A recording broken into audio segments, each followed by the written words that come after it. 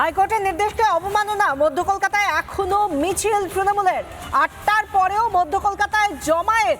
মধ্য কলকাতার অফিসের পাশেও জমায়েত। হাইকোর্টের সামনে রাস্তাতেও মিছিল।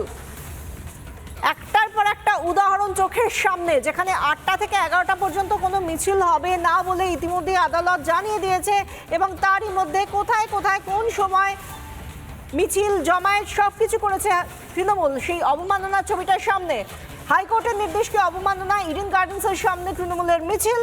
দলীয় উত্তরীয় পরে মিছিল কর্মী সমর্থকদের। আজ অটোমেটিক মিছিল হবে। আদালতের বারণ মানছি না, এভাবেই মিছিল এগিয়ে যাবে বলছেন তৃণমূল কর্মী সমর্থকরা। হাইকোর্টের নির্দেশ অনুযায়ী আমরা মিছিল করলাম, এখন আমরা একসাথে যাচ্ছি। আজকে মিছিল করতে হয় না, অটোমেটিক রাস্তায় মিছিল হয়ে যাচ্ছে। হ্যাঁ, আরো মিছিল করে আসবে। আমরা একদিন যাচ্ছি মঞ্চে দেখতে, আমরা যাচ্ছি। আরো মিছিল আসবে? হ্যাঁ, আবার মিছিল আসবে। কোর্ট তো বারণ করেছে। বারণের আমরা করছি না, তো ভাঙছি না, অঙ্গন ভাঙছি না আমরা।